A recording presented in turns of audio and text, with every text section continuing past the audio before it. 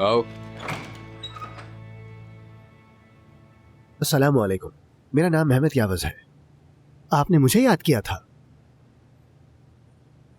अरे आओ मेहमत आओ, सैकड़ों लोगों में तुम्हारा चुने जाना एक बड़ी कामयाबी है, मुबारक हो। बहुत शुक्रिया। तो मुझे कब से काम शुरू करना है? तुम काम पे लग चुके हो।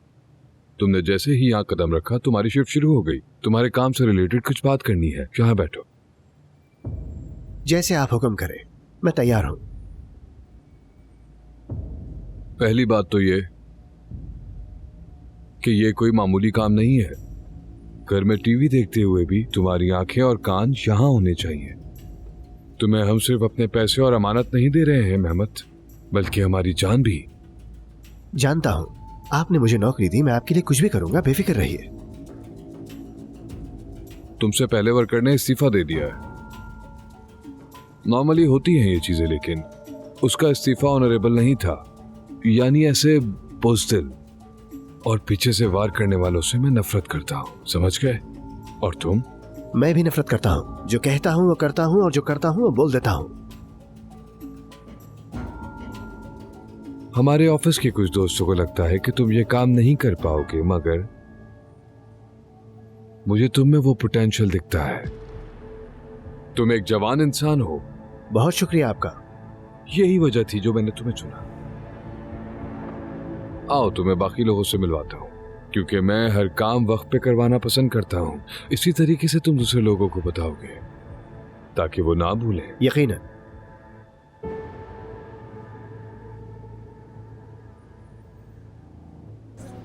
एक उड़ने वाले मच्छर के बारे में भी तुमसे पूछा जाएगा मेहमत। तुम एक सादा मिजाज आदमी हो। मैं लोगों के मिजाज के हिसाब से चलता हूँ। अच्छा है। सिक्योरिटी गार्ड्स को तुम अंदर नहीं आने दोगे। सिक्योरिटी रिस्क को समझते हुए अच्छे से काम करना होगा। क्या मैं जान सकता हूँ कि आप इतने हसास क्यों हैं जनाब? कोई धमकी मिली है क्या आपको? आपके मिलाए हुए नंबर से इस वक्त रब्ता मुमकिन नहीं। बराए मेहरबानी कुछ। खुश आमदीद दोस्तों। काहन साहब वो नहीं आएंगे क्या? उनसे बात नहीं हो पा रही।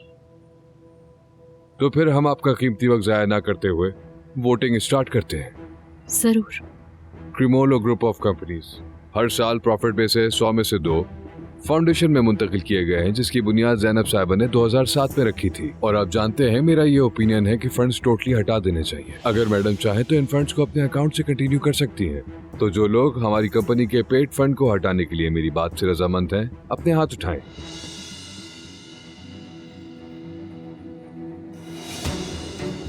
एक, 2, 3, 4 वोटर्स मेरे साथ हैं। फंड्स की कैंसिलेशन के लिए एक वोट के फर्क के साथ हम फाते हैं। आपको कबूल हो या ना हो।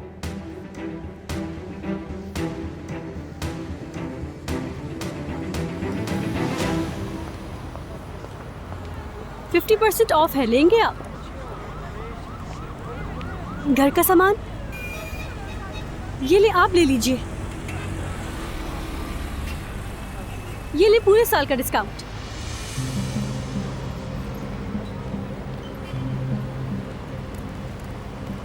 एक्सक्यूज मी, ये लीजिए। रोने की जरूरत नहीं है, लोग क्या समझेंगे?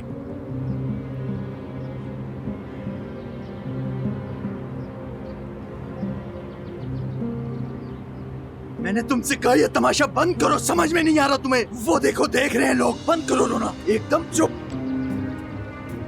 ज्यादा मसलूम मत बनो।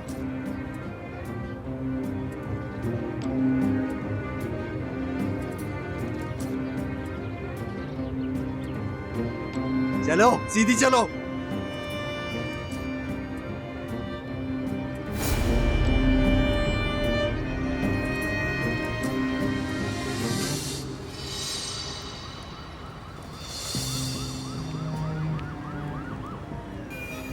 तुम क्या कर रही हो यहाँ पर? हाँ, प्रॉब्लम क्या है? मुझे लगता है अपनी जिंदगी से तंग आ गई हो, इसीलिए मेरे पीछे पड़ी हो तुम। मैं चाहती हूँ कि तुम मेरे शौहर का पीछे छोड़ दो। मेरा तुम्हारे शौहर से कोई ताल्लुक नहीं है। जिस शख्स का नाम अलपर है, एक आम सा ड्राइवर, मैं उस पर आशिक हुई थी। समझ गई ना तुम? मेरा तुम्हारे शौहर से कोई लेना देना नहीं है। क्या बात है, तुम्हें इतना गुस्सा क्यों आ रहा है? क्योंकि असल गुस्सा तो मुझे आना चाहिए तुम पर। तुम अगर मेरी जगह होती तो क्या करती फिरोजे? अगर यही सवाल मैं तुमसे पूछूं लैला मैडम, तुम शायद गलत इंसान से हिसाब दे रही हो। मैं चाहकर भी किसी औरत की दिल आजारी नहीं कर सकती। अगर कोई मेरी वजह से बर्बाद हो रहा हो तो मैं खुद को बर्बाद करने को फौकियत दूंगी, समझी? जहन में बिठा लो अपने। तुम किस तरह की इंसान हो यार? कैसे लोग हो तुम लोग आखिर? और किस हक से तुम ये मुझसे सवालात कर रही हो? हाँ, और ये मत भूलो कि कोई भी रिश्ता एकतरफा नहीं हुआ करता। मुझे कसूरवार ठहराना आसान है। मेरे बॉयफ्रेंड का नाम अलपर है, पर्सनल ड्राइवर। कहान किरमोलू आपका शौहर है। मेरा उससे कोई वास्ता नहीं। कहान नामी इंसान को मैं जानती भी नहीं। मेरे ख्याल से तुम गलत नुक्ते पे हो। ये सोचो कि तुम्हारा शौहर तुमसे झूठ क्यों बोलता है।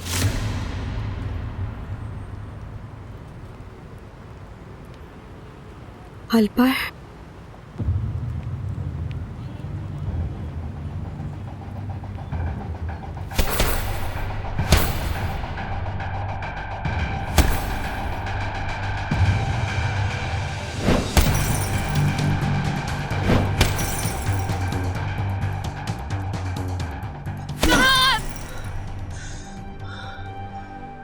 बस करो। फोन क्यों बंद है तुम्हारा? हाँ, चाहते क्या हो? आराम से बात कीजिए। तुम जो कुछ कर रहे हो उसमें सिर्फ तबाही है। तुम्हारे लिए उस मीटिंग में आने से ज्यादा इम्पोर्टेंट यहाँ मुक्के मारना है। अगर तुम्हें लगता है कि ऐसे करने से सब कुछ ठीक हो जाएगा तो मारते रहो मुक्के। अम्मी, में से कोई भी बात नहीं है, ठीक है? पसंद आया मेरा जवाब आपको? हाँ अम्मी, वो तो सुना ही होगा ना आपने कि एक तीसरा ऑप्शन भी होता है, इंसान अपनी मर्जी से जीता है।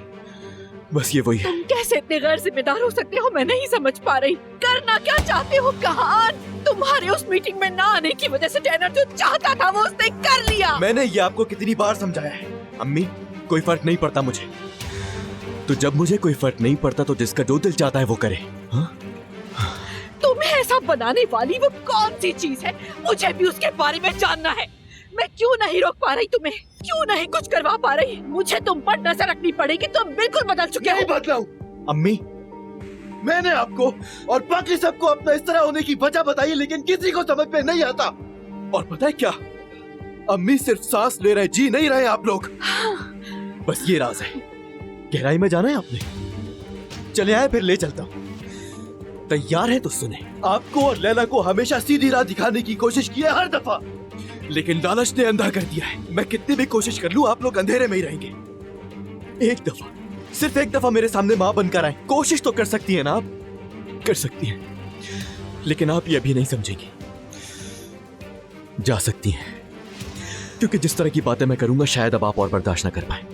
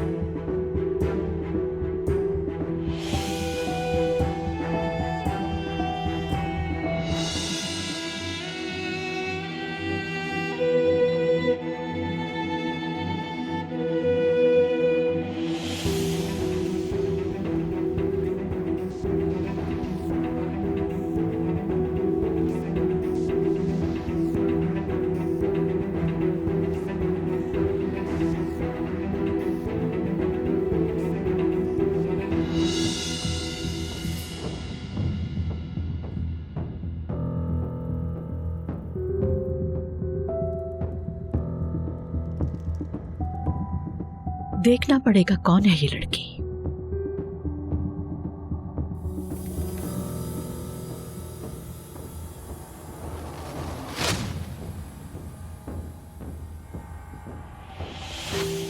फिरोज़े यावुस स्टूडेंट है, टेक्निक यूनिवर्सिटी, इकोनॉमिक डिपार्टमेंट। उसके भाई का नाम फरीद यावुस, आदाबियात की टीचर, यूनुस एमरे अनातोग्लू स्कूल।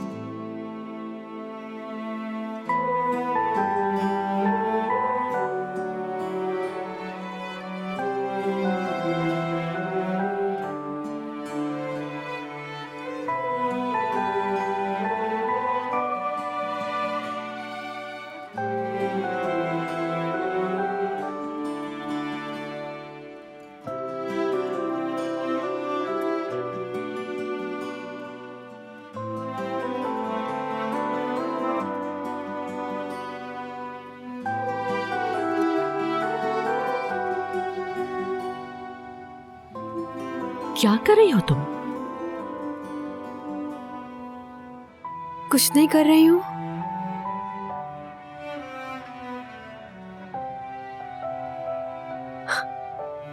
सो नहीं पाती ना मैं।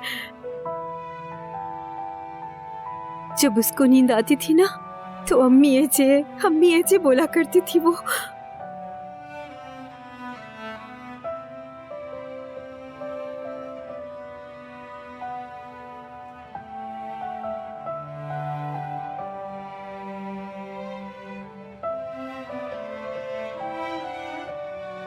एक दिन हम कहीं जा रहे थे, किसी बात पर रो रही थी, चुप ही नहीं कर रही थी, लगातार रो रही थी। चुप करवाने की 1000 कोशिश की लेकिन चुप ना हुई। फिर ये सस्ती सी गुड़िया ली करीबी मार्केट से हमने। उसको बहुत पसंद आई है।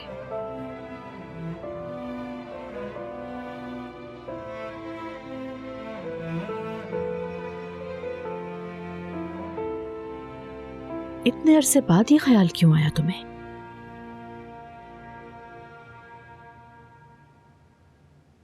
क्योंकि मैं दोबारा माँ बनना चाहती हूँ। कहान को तुम कभी भी घर वापस नहीं ला सकती। किस सोच में पड़ गई? तुम्हें लगता है कि अगर बेबी हो गया तो सब ठीक हो जाएगा, लेकिन ये बिल्कुल भी सही वक्त नहीं है। आपको नहीं मालूम है, यही सही वक्त है, बिल्कुल सही वक्त।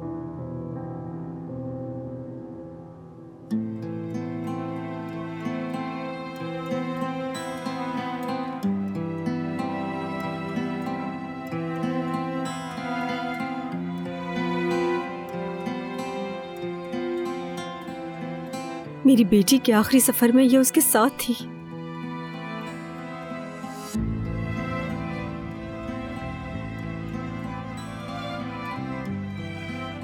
आप इसे अपने पास रख लें।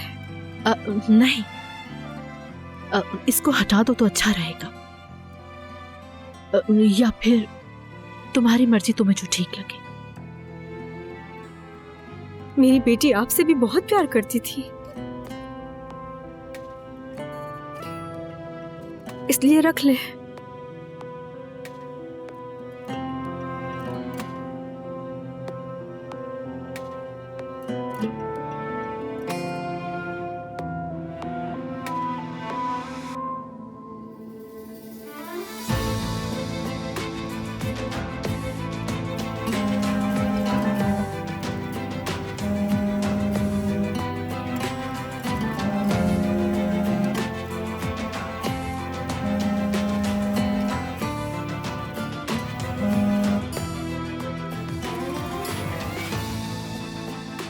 क्यों किया तुमने मेरे साथ ऐसा? आखिर क्यों?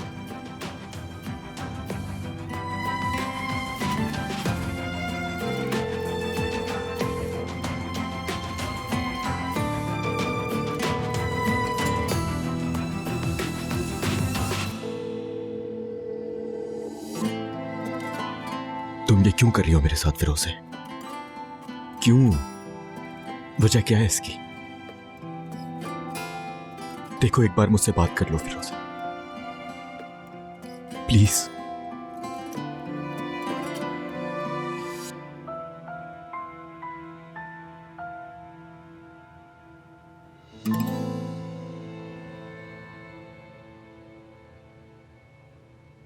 हमारी जिंदगी एक जंग का मैदान बन गई है।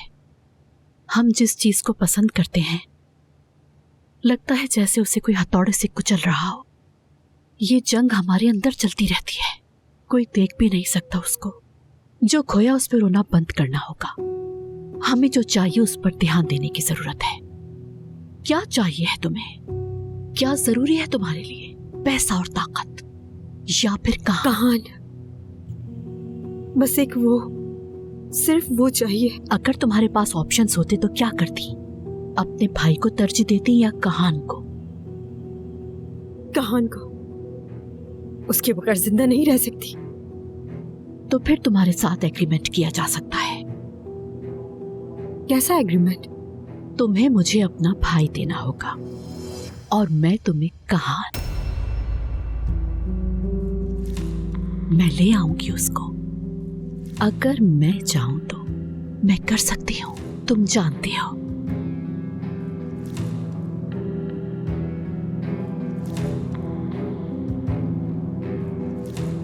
तुम जीतना चाहते हो। इंसान जो भी करता है वो जाहिर कर देता है। आज से 8 साल पहले तक इस अंधेरी दुनिया में मुझे एक नाम का पता चला। Investigative personality disorder. मुझे पसंद है। बाद में एकदम से उस अंधेरे के ऊपर से एक धूप आई, करीम ओगलो की धूप। तुम एक साफ आदमी की तरह जमीन पर आ खड़े हुए। करीम ओगलो की हर चीज में तुम उसके पार्टनर बन गए। वो जिस चीज की भी मालिक है, उसकी हर आधी चीज तुम्हारी भी है। उनमें ऐसे लोग भी हैं जो मेरे जादू का मुकाबला कर ही नहीं सकते। मजाक मत करो। ज़ैनब और तुम्हारे दरमियान ना कोई इश्क है और ना ही कोई शादी। कैसे किया तुमने, बताओ ना। ये मैं बता दूंगा तुम्हें, लेकिन क्रिमोलो का दूसरा हिस्सा अपने नाम करने के बाद। ओके, मेरी मीटिंग से तुम्हारा क्या फायदा होगा? तुम एक सपने देखने वाली लड़की हो, बड़े बड़े सपने। ऐसी बहुत सी चीजें हैं जिसकी तुम मालिक बनना चाहती हो। कान को झुकाने में मेरी मदद करो। तुम जो चाहोगी वो मिलेगा।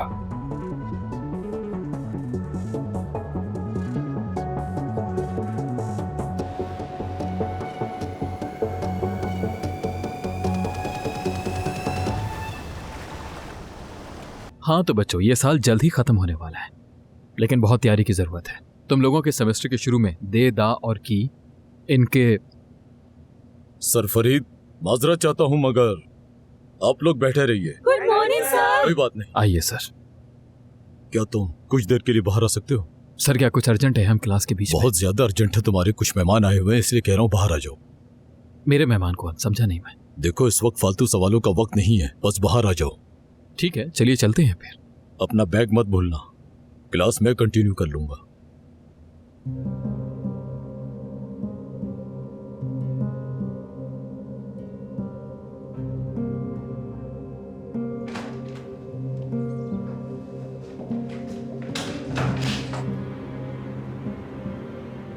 फरीद यावोस।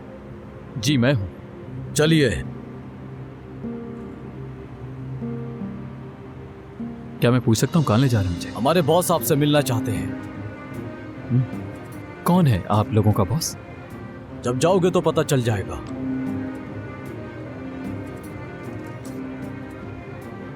हमें जबरदस्ती करने पर मजबूर मत करो।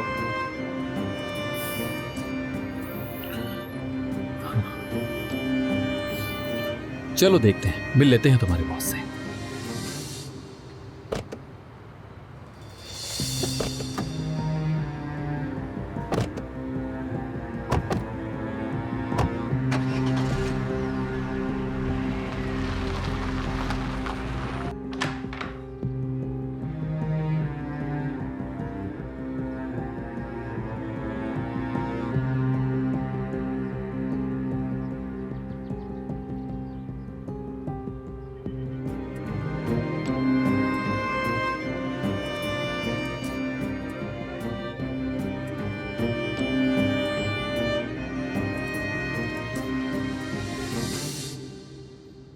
बैठ जाओ फरीद।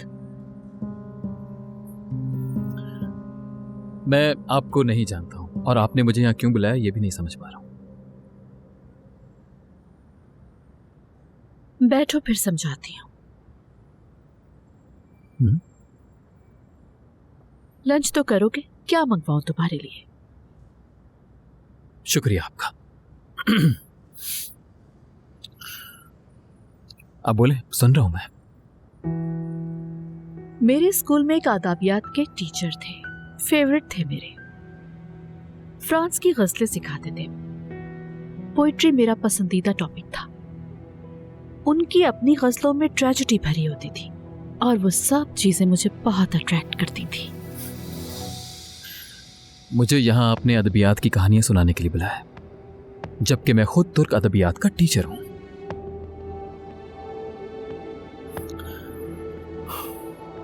आप कौन हैं और मुझसे आपको क्या काम है, समझ नहीं सका मैं अब तक। मैं ज़ैनब करीमोगलू हूँ। मेरी प्रॉब्लम तुम्हारी बहन फिरोजे है। क्या जान सकता हूं आप मेरी बहन को कैसे जानती हैं? मैं नहीं जानती, उसके बारे में पता है। मुझे पता है, मतलब आप पॉइंट पर आएंगी क्या? एक मुश्किल बचपना, माँ बाप के बगैर बड़ा होकर हालात का सामना करना, अपना काम अच्छे से करते हुए आदाबियात का टीचर बनना। मेरी इन्फॉर्मेशन के मुताबिक अच्छे इंसान हो तुम, अच्छा इखलाक, लेकिन तुम्हारी बहन इन सब चीजों से बरअक्स है। मैडम एक मिनट, बस यहीं रुक जाओ। आप मेरी बहन के बारे में कहना क्या चाह रही हैं? तुम्हारी बहन फिरोजे मेरे बेटे कहान करीमोगलू की गर्लफ्रेंड है।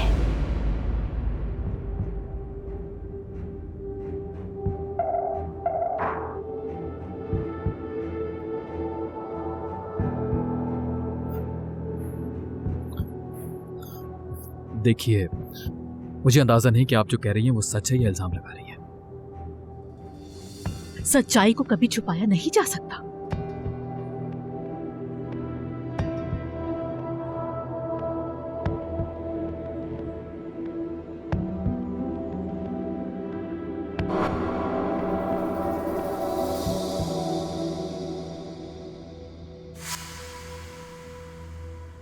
मैं अपने बेटे के लिए यहाँ आई हूँ। कहान शादीशुदा है, उसके बीच में किसी को भी नहीं आने दूंगी।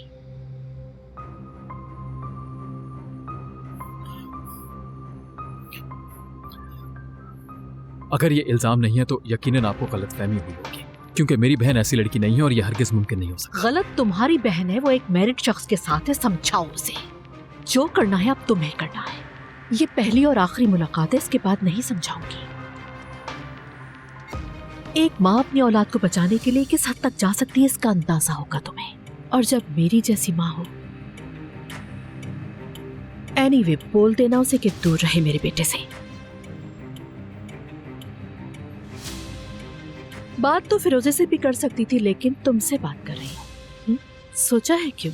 मुझे नहीं पता, बताइए। क्योंकि मैं मेहनत करने वाले इंसानों को रिस्पेक्ट देती हूँ, और जिनको अपनी हद का नहीं पता उनकी आंखों में भी नहीं देखती। सो बुरा होगा।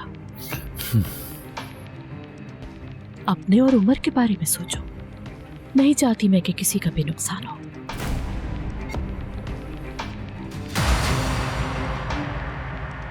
ऐसा सोचना भी मत। मुझे और मेरी फैमिली को धमकी देने की कोशिश भी मत करना। दूंगी, क्योंकि मैं सही हूं।